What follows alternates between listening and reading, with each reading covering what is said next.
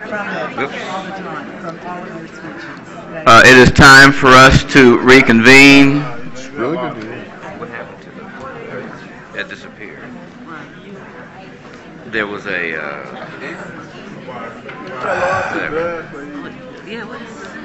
I don't know. We're ready to proceed. Will the justices please come forward?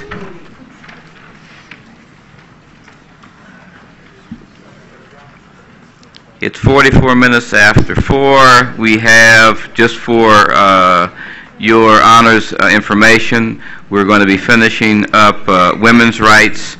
From there, we're going to indigenous rights, and the last sector will be education.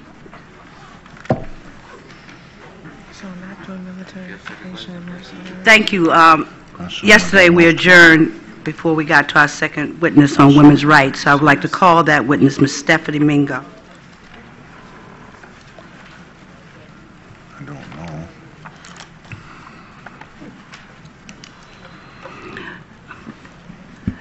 Ms. Mingo, do you swear to tell the truth and whole truth and nothing but the truth? Yes, I do. Thank you very much. Ms. Mingo, I would like to begin by asking you, how long have you lived in New Orleans? Excuse me, could we get the witness's spelling of her name, please? Could you spell your name, please? My name is Stephanie Mingo, Stephanie. Last name Mingo, Mingo. Thank you, ma'am. Okay, thank you. Ms. Mingo, how long have you lived in New Orleans? 40 plus years. Okay. Have you basically lived in all your life, spent all your life in New Orleans? Yes. Thank you. Do you recall where you were on August 29, 2005? Yes, I was at my residence, which is, I forgot my address, Lord. I'm just 3720 Hamburg, apartment B, in a St. Bernard public housing. And who was there, who, if anyone, was there with you? It was me, my 4 kids, and my grandbaby. Okay. Did there come a time that you had to leave that location? Yes, it came a time to leave, but at that moment we couldn't leave that same day because the Coast Guard, when we was asking them for help, they wouldn't help us. What did they say to you in response to your questions, your pleas for assistance? Well, I told them I had I'm all right, y'all. It's just that I lost my mama. I told them I had a mother that couldn't walk. And I don't know how to swim. And I asked them, could they go get her? And they said they're only taking kids. So I asked them, could they put my 3 small kids in a boat? And me and my oldest daughter, we was going to sacrifice to get to my mom and my daddy, because they lived at 3 flights up. Your mother was living in this? Yes, my mama was living, and my mama was healthy. She ain't had no heart problem, no kidney problem, all that was healthy. My mother looking just as young as me, and it would not help her. Then when they passed again, I said, well, go help that man on the roof. They said they're only taking pregnant women, then they said they started taking older people again. So I told them they had an 89-year-old lady upstairs from me. Could you go get her? And they wouldn't go get her, so I lived it on the first floor, but I had evacuated in an abandoned house, me and my kids, and we brought mattress upstairs from out my house. So they didn't go get the 89-year-old lady. So the 89-year-old lady, nobody couldn't help them. I mean, I had to help my own children, and it's just 3 families that live in a building, and I was the youngest one that lived in a building. And, how big was the building that you were in? It was 6 families in a building. Okay. But 3 of the apartments was unoccupied, and 3 was occupied. Okay. Now, I don't want to dwell on this point too much, but what happened to your mother? She couldn't walk. I asked some people to go, I asked the Coast Guard. So they had the other people that live in the developments, all the guys that who they so-called called criminals, they're the ones that helped everybody. And they had carried her down, and time they carried her down, I left on the 3rd, I didn't leave on the 29th. After that, my mom just got sick and she died. But where did she die at, Maya? She was on top of the bridge, and I told the bus driver that I have to go with her because I was the last. I have 7 siblings, and I was the last one to leave, me and her. So I told him I had to go with her. And they said, excuse me, I could... They said it couldn't put so many people on the bus because if I had to go, me and my kids had to go too. But it was too many of us to get on that bus. What bridge was this? The Gentilly Bridge. Okay. So, was there somebody else in the apartment with your mother? No, it's just my mother. All us grown, it's just my mom and my dad. Okay. It's in our apartment by themselves. And what happened with your father? He lived, but he couldn't walk down the stairs, and he couldn't carry her neither. I mean, they both elderly.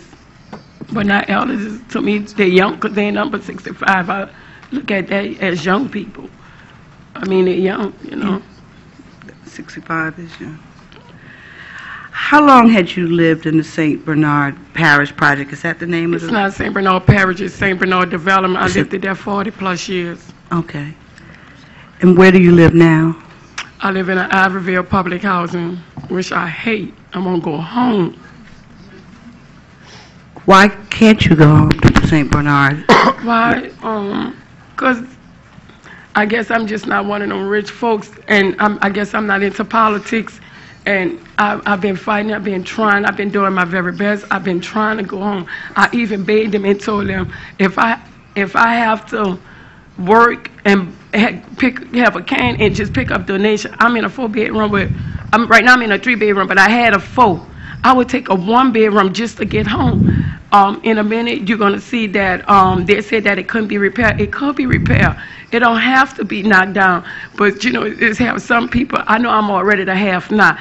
There are some people in this world that they want to do what's best for you. They don't want you to think what's best for me. I works every day for my little bitty money. I works hard for my money.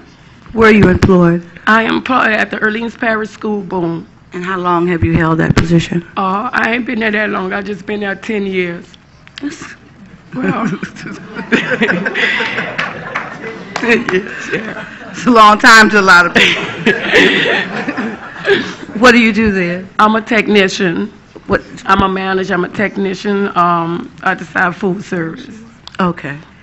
Now let's go back into the issue of housing. Do you know or have any idea what proportion of the tenants in the housing projects are women? Do I know? Well, in my development, it was 1,400 apartments, 960 was occupied. And right now what they're doing is it's already closed down, so right now what they're trying to do is stick everybody where I am at now. And the only reason why I took that apartment is because I was desperate to come home. I was out of town. I lived it in home. I had a voucher. I had this big, beautiful house. I mean, 12-foot ceiling garage. I mean, it was just beautiful, built off the ground. But only thing that was missing that I wasn't happy because, and the reason why I wasn't happy because I wasn't in New Orleans. Okay, but you have to answer the question. Do you have any idea what proportion of the housing projects are comprised of women? Well, I mean... And women and children, basically. Women and children. Yes. I'll probably say they didn't have that many men that have their own apartments. So I would say like 90% of it was women's. Okay. And 90% of it was younger women and elderly. Okay, Younger so women, mean like 19, 20, just starting off. They had started giving a lot of young women with babies and children their own apartments. And I would say about 90% of women's. Okay. And of your neighbors, are you in contact with your former neighbors now, or? No, they still displaced. They don't have nowhere to go. They don't have, I mean, they keep saying that the city is up and running, but that's not true. If anybody know where Orleans and Claiborne coming towards the CBD district, that's what's up and running. Anything behind Orleans and Claiborne, that still have to come up. And who lives in Orleans?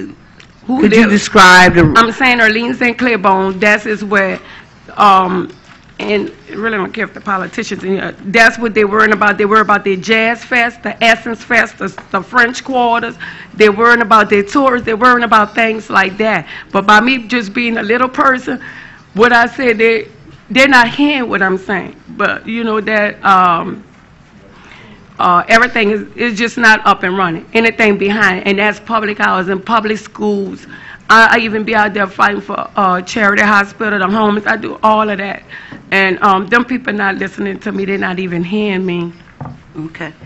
Of the public housing, how much public housing is there in New Orleans now? Iberville, half of the B.W. Cooper, which is public housing, is up and running. The Iberville is up and running. They say you can come back home, but I'm a witness, and that's not true. Because if you come to Iberville and somebody's house is ready, they'll tell them their house is not ready. I be in the office, and I know this is true.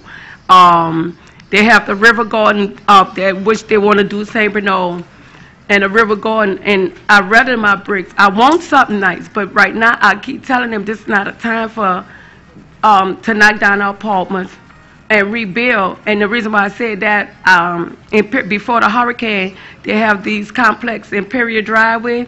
They have been down for 11 years, and my sister lived it in there, and I also lived it with my sister. And they told her that she can come back in 2 years, and it's been 11 years. And they haven't brought that back up. Before the hurricane came, they knocked down half of the Magnolia. They never brought that back up. They never brought, they just started back on the St. Thomas. They just built these houses in a desire development in Florida. They can go start there, but they want to tear down nice, stir bricks, and before they let people have a place to stay. I guess they just worry about their families and their friends. So would you say that there's a policy of eliminating public housing? Yeah. Okay. How much Very much. What is the market rent? And could you tell the court what the market rent is, and what is it like, for example, if you wanted to rent an apartment, what would that be? Well, it all depends on your income, and it's 30% of your income. Whatever you make, all your income, they combine that together, and it's 30% of your income. And that's what you pay. In public housing or private? Public housing. Okay, and what do you pay in private housing, like just? I'm not in the St. Thomas. I'm in the Iberville, so I mean in St. Bernard. I don't know what they pay in their private houses. Okay, you don't have. Okay. No, I don't have a clue. Okay, you've never tried to get housing privately? I'm trying to get back in public housing in St. Bernard, where I want to be, where my history at, where my family at, and where I know where everybody at, and where I don't have to look over my shoulder and say who is who. I want to go where I know. I pay rent every day. I mean, every month. I pay rent faithfully. And to these people up in here, $373 might not be a lot to them, but $373 is a lot for me, because I am what I work for. Sometimes I feel my rent is higher than my check. And people, they need these kind of people like me, low income people in New Orleans. They need them like me, because I'm the one. I'm low income. I'm the one going to get up and go do your job. When I sit on the side of the bed, tie these shoes, I'm prepared to do anything I want. I mean, anything you want me to do. Them white rich folks, and I'm talking about they're not going to empty your trash. They're not going to change your bed pad. They're not going to get on your garbage truck and empty your garbage. Because I had that done to me, but it was a joke. But you know, sometimes when you tell a joke, you be serious. The guy told me, I was working for Hannah. He said, Stephanie, tomorrow I want you on the garbage truck. I said, you know what, this morning I tied my shoes. That's why you want me? And I went on that garbage truck. But he pulled me back because I was a stock clerk. And I'm serious. Whenever I tie these shoes, I ain't too proud to do nothing. So this city needs me. And this city needs a lot of other people like me.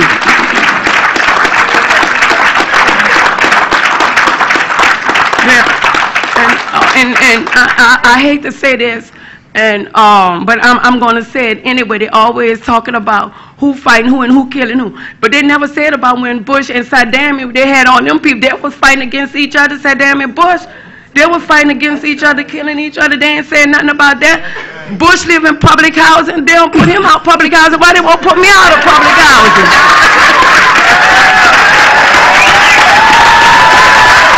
I'm serious. I'm ready for real. They won't put me out of my public housing. He is a public housing. They won't put him out not his public housing. No, I'm serious. His children, and I hate to bring this up because the people from New Orleans, they already heard this story. It's not where you live. It's how you discipline your children. I have 4 kids, and my kids is 20, 22, 21, my 17-year-old right there, my 15, and my grandbaby. I have 3 kids in college, y'all. This child behind y'all broke not 4 A's, 5 A's home, and 1 B in gym. My daughter, she number 21 years old. She was teaching 10th grade. She was teaching lead. It's not what you want. I got a 21-year-old boy. If you sell drugs and I say, don't you be with him, he going to do that. It's not where you live at. It's how you want to live and make what you want out of your kids. And that's what I do. You know, I think my children is just as good than anybody else's children. I work hard with my children. And I'm a single parent. I've been a single parent for 7 years. And I still can, my children do something. I still can go in my bedroom and put on my bros and say, I dare you. I can teach my girls how to be women. And I think about a man sometimes because I need a man in my boy's life to show my 15-year-old how to be a man. I just want to go home. Why they don't want us to go home, I don't know. Okay. I do know. I'm going to tell the truth. It's the politicians. If our local government officials, I feel, will help us. Do you think that the local government, do you think the federal government is responsible too? Yeah, I think both of them, but we got to start at home. If the local help us, and then maybe the other people will help us too. But if my own people don't want to help me, why would she help me when he don't want to help me and he in the office right here? Right. He don't care about you, so why should she care about me? I try, I pray hard. You know, people want to come home. They have people still here today that came out of town for the 29th that want to stay in New Orleans, but don't have nowhere to go. They always talking about with Uptown. All right, Uptown is done. You say you want to do cross the canal and you want to do a ceremony, whatever it is, roll home roll. I'm not too interested in that, y'all, because I really want to go. Whatever it is, get the people their money. Give them their money and you let them build their house. Help them. You say you're doing this, and your mayor, I ain't going to say they. Our mayor say he doing this, and he trying his hard to get money. You're not trying hard enough. Just do it a little, go an extra mile, and you might just get it. We want to finish with this witness by playing a part of a tape that shows her apartment. They say, and while they're putting on the tape, they say that I can't come home is because the mildew and the mold is a dangerous time. I'm going to ask you to describe it. I suppose. Can't see her name.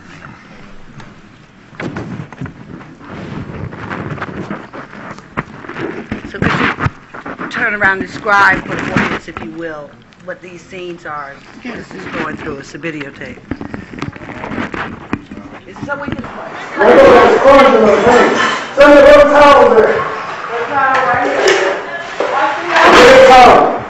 is this person in the scene here? That's my son, and that is a guy that I paid to come wash my walls because I was going to take me and my children, and I was going to go home and live in my house.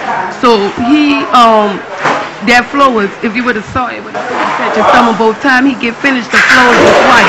I paid him. I was going to buy my own base, my own paint. I was going to buy my own everything. What bleach? The bleach and the water that's mildew and mold. Bought it out. The bleach and the water got it on. So your son and others cleaned your apartment? Yeah, my son, me, and my husband, over the years, I've been here at the house Just take a little bleach. That's all. So I had a comment a lot. Cheap bleach. So I had needed help to come help me to throw the furniture out and everything. Okay. Now, do you think that your apartment that you were in, do you think is habitable? Thanks for coming.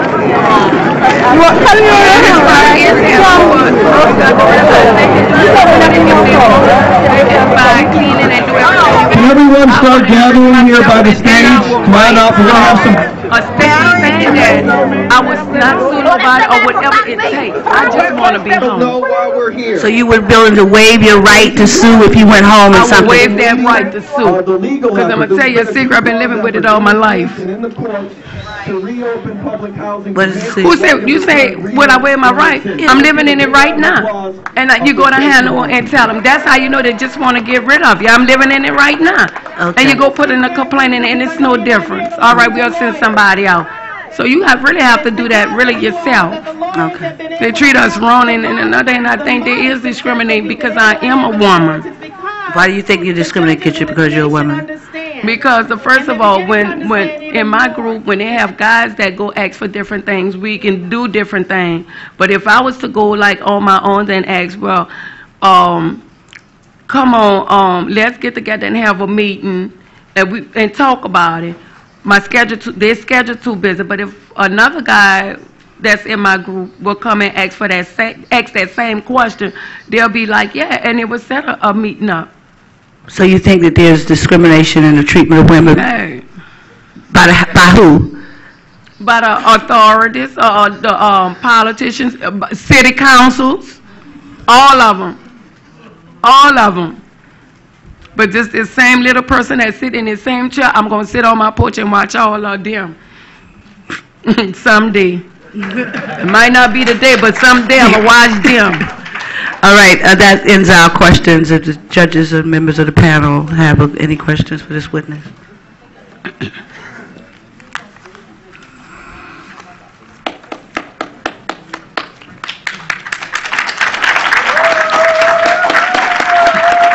Sit down, boy.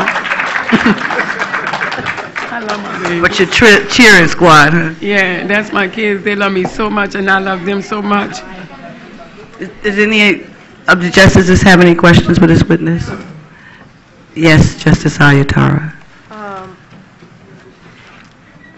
I just really have one question of the attorney, Gibbs. You gave us an affidavit yesterday? Yes, it wasn't notarized, and I'm going to have to get it notarized. You get it because notarized it was and signed? Okay. Yes, I'm going to get it notarized and signed. It was Okay. sent to me by email because I had to leave before she finished. She's in Maryland. Okay. I just thought of one question. You said that in your housing project, it was about 90% women? Yeah, correct. Okay. 90% of women. Have they allowed anyone to move back in? They ain't allow nobody to move in. Okay. No one. They just thought they rather put a golf course before they put human beings right there. Okay. But any other questions? If not, thank you for allowing us to complete this section. Thank you.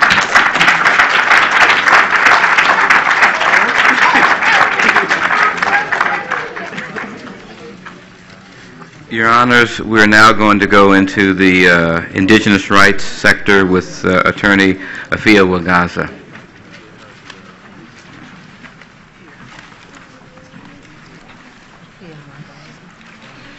Good afternoon. Good afternoon. I want to first express my appreciation and my honor at the opportunity to call attention to the impact of Katrina and Rita on the indigenous peoples of the Gulf region. I am humbled by the presence of our distinguished jurist, and I am especially moved by the presence of Professor Ward Churchill. Professor Churchill, as many of you know, is not only an expert on the rights and history of Native people, but he is a warrior, scholar par excellence. And I would urge that we recognize him and give him a hand today.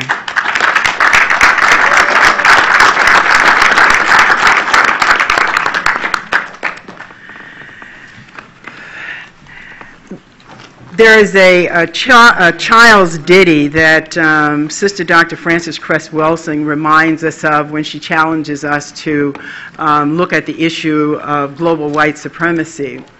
And it's white, you're right, yellow, you're mellow, brown, stick around, black, get back, and I always add, and red, you're invisible. So when we look at the events around and the responses to Katrina and Rita, we find that same paradigm playing out. We find it especially looking at the coastal indigenous peoples for whom the U.S. government has a duty to provide protections, to establish to protect their cultural property and identity, as well as their right to education, employment, health, religion, language, self-determination, collective ownership of property, self-government, indigenous law, and other such basic human rights. As you will note, not only have the various groups that have been discussed to date not enjoyed respect for their basic human rights, we've not even heard mention of the human rights of the indigenous peoples of the Gulf Coast. Already suffering from years of neglect, excuse me, on August 29, 2005, Hurricane Katrina swept ashore in Louisiana, and among those communities devastated by her impact were the small Huma Indian settlements in Lower Plaquemine, St. Bernard, and Jefferson parishes. The population of these Indian settlements, some 35 to 4,500 citizens, was hit hard by the storm. Over 1,000 of that number were left homeless. In a short time after that, they were hit on the west side by Rita. As a result of that sandwiching effect, between 5,000 and 6,000 Native peoples were rendered homeless. We have a slideshow from their official homepage which lays out the kind of devastation that they experienced. On the left is the aerial view, on the right is the individualized view.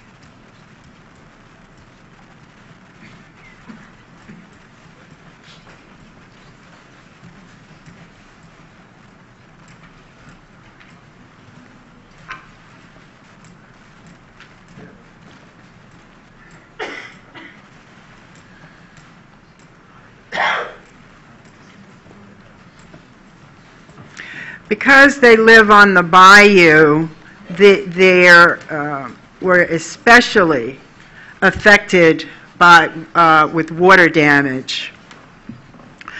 Today we have with us Tony Spezalaza, thank you, of Plenty International, a Lakota, a member of the Lakota Nation, who has been working in the Gulf Coast region to bring attention to the plight, as well as to bring assistance and resources to the nations involved. I would add that in addition to working with Native peoples, he has also worked with the various other communities that have been laboring under the ravages of Katrina and Rita. So if might first begin with your spelling your name, Tony. S-F-E-R-L-A-Z-Z-A.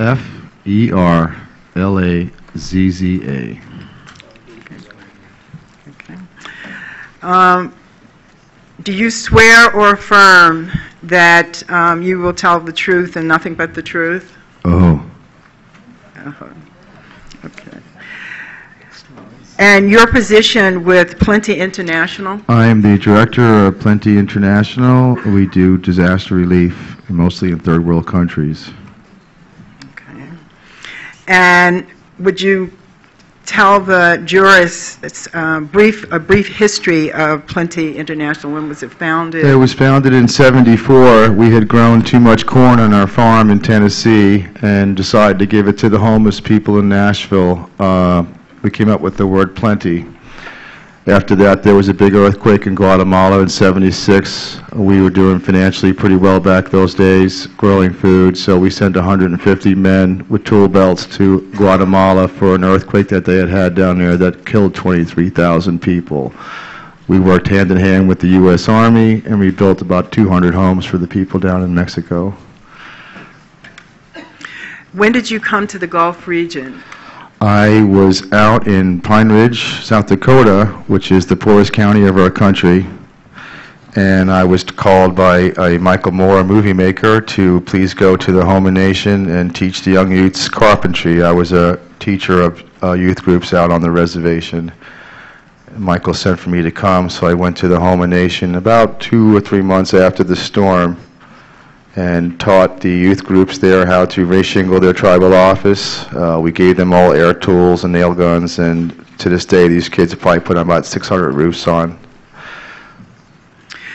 During the time, are you still working in those communities? I worked in most of the reservations or down in the Duloc and Siobhan, and moved up to the lower 9th Ward now. I'm working in the lower 9th.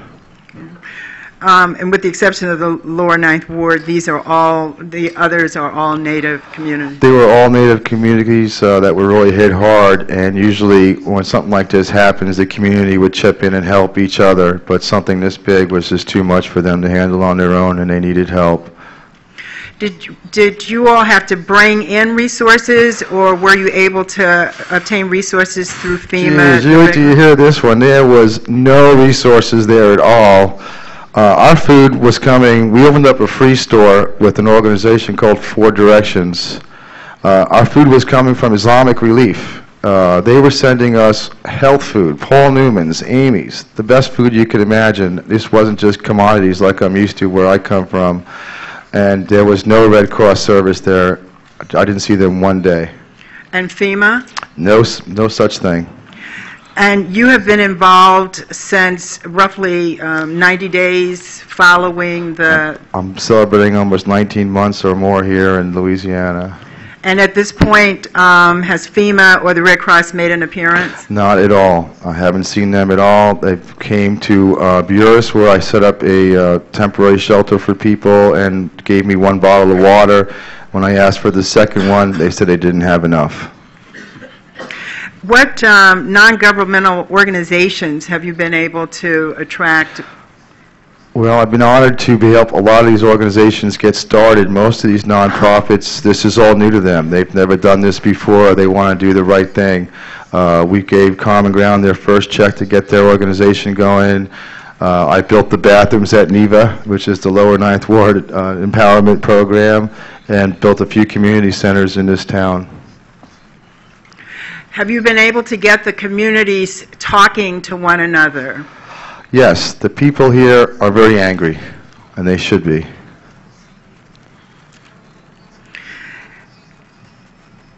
And in their anger, are they beginning to develop coalitions which will allow them to challenge the authorities in their failure and neglect of their needs? Yeah, people are starting to get that angry that they want to just take over and start doing things on their own, and I don't blame them. There's no participation here from any of the federal government to help any of these people, and when people like Bush come in and just drive by like they did last week, that was just disgusting.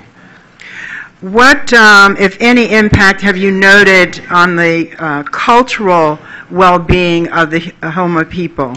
They weren't allowed to have their powwow this year. There was a few things that the government has slowed them down and told them that the parks weren't available for them, and they united, and we had a meeting with all the tribal leaders.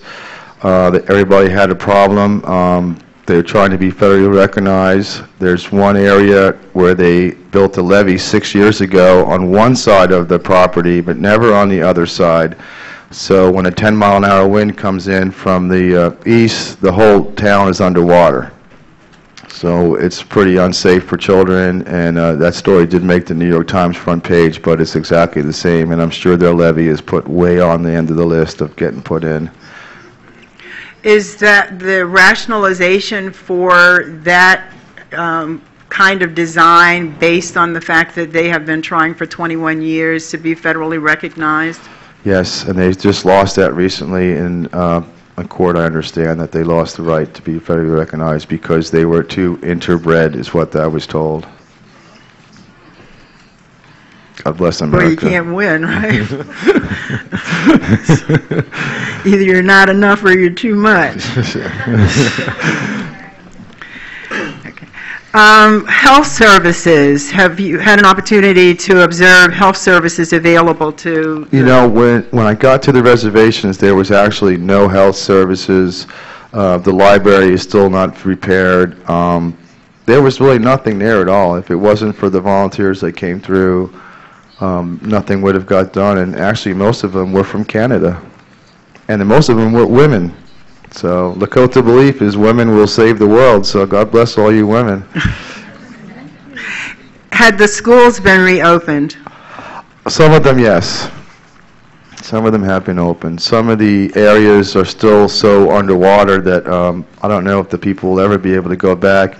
And most of that's because of the oil ships coming through and cutting pathways through the wetlands and making shortcuts to get to their gas plantations or whatever they want to call it. But that has mixed the salt and fresh water together, which has killed all the trees, which has caused the erosion to where they're losing all their land. So the environmental degradation was worsened as a result of Katrina and Rita. Oh yes, they even had elections, I understand. Well, everybody was gone, and they voted to build 18 new offshore plants right outside their reservation, which if everybody in the community was there at the moment, they would have said, no, we don't want that. But since they were all out of town or displaced, they passed this law where they're going to build 18 more platforms. And they did get angle drilling stopped, which when they told me about that, I almost died. But these oil rigs were actually angling their oil drills to underneath their land and sucking out all their oil. And that was legal. It was legal for U.S. companies, but not legal for... Not legal for us to pump it out and sell it ourselves.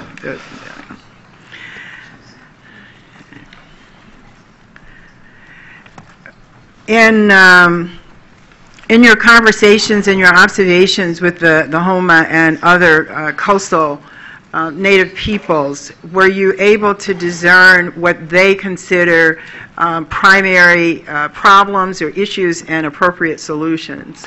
Well, I understood it now. I learned that the problem was here before Katrina. I mean, here was a group of people that couldn't afford a piece of plywood to fix their house before the storm, and now their whole house needed a sheet of, be re-plywooded, so there was no income there to do any of the work to their homes. So they were really in a bad way. What was the employment condition before Katrina and Rita, and as you see it at this point in time? Well, most of these families were fishing families. And with the price of diesel fuel being so high, we tried to teach them about biofuels, because most of them couldn't even afford to go out and earn a living fishing anymore, and the shrimp industry from overseas has wiped most of these families out. Are there any programs that you are aware of for retraining? No, that's what all these youths right now, this is a perfect opportunity to teach them some kind of skill on building. I mean, it's a great way to make a living, it's honest, and there's a lot of building to be done here that nobody here has started anything like that. Will Plenty International continue to provide support and assistance in that regard? We have been lucky enough to have some good people that have been financially supporting us to be here, and when that support runs out, we are a very small organization, and we'll stay as long as we can. Before I yield to the justices, I would call attention to our exhibits. I wanted to ask you one other question, talking about invisibility. Other than Democracy Now!, Amy Goodman and Juan Gonzalez's Democracy Now!, and the article that you mentioned in the New York Times and 2 or 3 alternative periodical articles, have the coastal peoples received adequate attention? No, I don't believe they did. They were pretty much abandoned throughout the whole storm, and no one from FEMA or Red Cross ever even went down here to see if anybody was okay.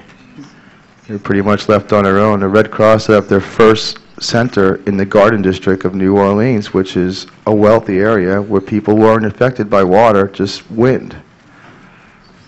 They counted with their clipboards how much food I was bringing in on school buses, and they wouldn't even help me unload the food. And he was getting paid $1,000 a day, and I haven't got paid at all. You know, it makes you mad. That was the Red Cross? Yes, ma'am. Okay. I told him to put down the clipboard and start helping me unload the food. He said, that ain't my job. Is there anything else that you would like to call to the jurists' attention? This was a bigger disaster, well, let's say it's called a man-made disaster, than 9/11, and yet we got all kinds of corporate help for 9/11. We had barges with Pacific Coast plywood lined up to be delivered for the big hole in the ground. Here, where we could use the plywood, there is no support from any of these industrial people. They have just abandoned this whole city to fend for itself, and it's taking a toll on our elders, and that's what we're here for the elderly people that are dying, stressed out, getting thrown out of their FEMA trailers, which are unhealthy, of course, to even live in. They were going to send them back to my reservation. Everybody was all happy. We were going to get a nice FEMA trailer to live in. Ooh, we're all excited. I said, hey, you don't want these things. They're killing people. So remember those blankets with the smallpox in it? Well, same thing's coming again. We have collected additional evidence and articles which basically provide some background information that will further familiarize the jurist with the local indigenous communities, and we hope that whatever other questions that you might have, that you'll take them at this time. Do they have exhibit numbers, Counsel? I'm sorry? Are you putting them in as with exhibit numbers, or are you putting the whole package as Exhibit 1? Exhibit as 1, but I'll identify the various items. Okay. Yeah. The first is a general overview coming from the website of the official website for the Homa Nation.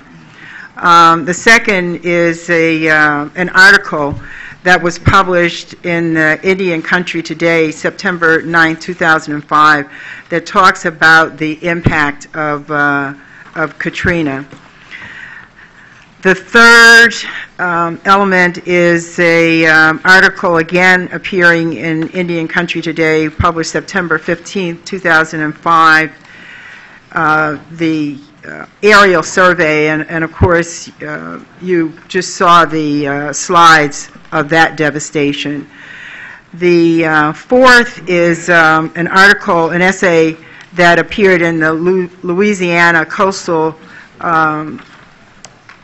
Appeal that talks about the impact on the cultural impact, and Tony just talked about the denial and fight, initial denial and fight that they were forced to have in order to be able to have the annual powwow. I believe it's the fifth piece, is an article, or the transcript, fifth and sixth pieces are transcripts from Democracy Now!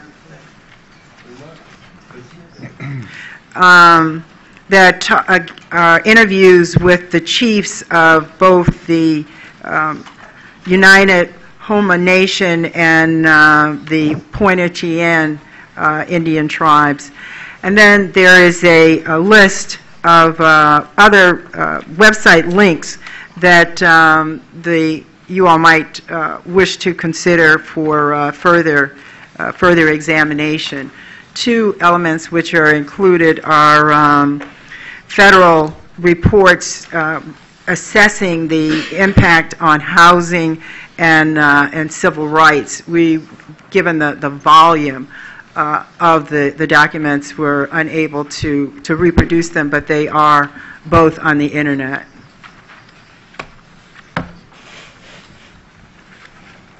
Any questions, colleagues? Future?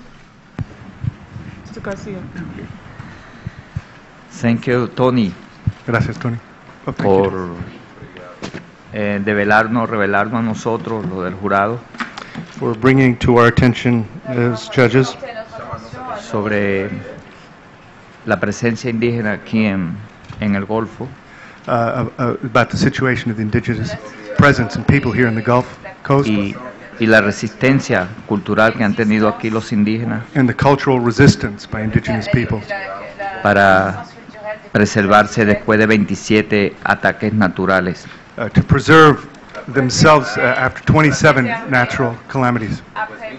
Y al mismo tiempo es hermoso It's beautiful conocer de cómo un Lakota how viene Lakota a reforzar la solidaridad comes to reinforce the solidarity a la nación Homa. to Puma Nation. Ok, mi pregunta es rápida. My question is quick.